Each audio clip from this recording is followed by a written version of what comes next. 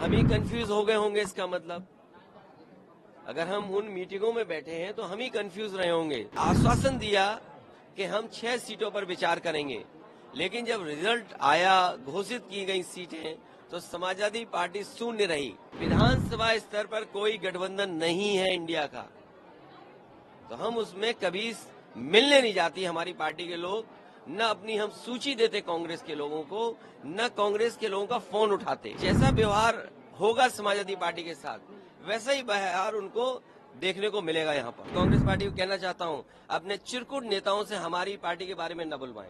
कौन कांग्रेस या कोई दल क्या कह रहा है, इंडिया गठबंधन,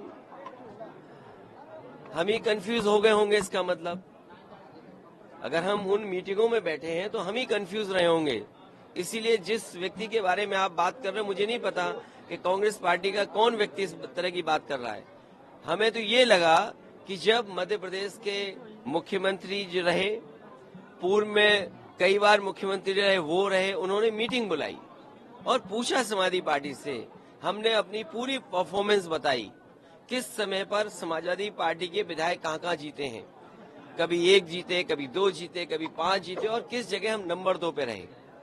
पूरी चर्चा हुई और रात भर 1 बजे तक समाजवादी पार्टी के नेताओं को जगाया उन्होंने और बातचीत की, पूरे आंकड़े देखे और आश्वासन दिया कि हम 6 सीटों पर विचार करेंगे, लेकिन जब रिजल्ट आया, घोषित की गई सीटें, तो समाजवादी पार्टी शून्य रही।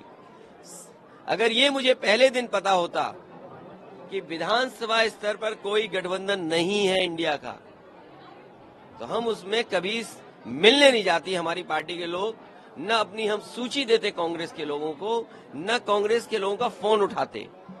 लेकिन अगर उन्होंने ये बात कही है कि गठबंधन नहीं है, तो हम स्वीकार करते हैं गठबंधन नहीं है। और गठबंधन अगर केवल उत्तर प्रदेश में केंद्र के लिए होगा तो उस समय विचार किया जाएगा, और जैसा व्यवहार होगा समाजवादी पार्टी के साथ, वैसा ही व्यवहार उनको देखने को मिलेगा यहाँ पर। अगर मुझे पता होता कि गठबंधन प्रदेश स्तर पे नहीं है, तो मैं समाजवादी पार्टी के नेताओं को दिग्विजय सिंह जी के पास नहीं भेजता।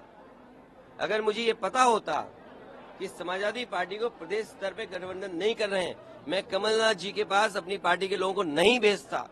और मुझे ये भरोसा होता कि कांग्रेस पार्टी के लोग धोखा देंगे, तो मैं उनकी बात पे भरोसा नहीं करता। मुझे बताया गया कि 6 सीटों पर आपके लिए सोचा गया है, विचार किया गया है, और उस पर तय करेंगे। सिटिंग एमएलए की जगह आप सीट दे दोगे आप, और उम्मीद करोगे कि मैं आपके बारे में सच बोलूं, और जो बात बोलनी है उनको।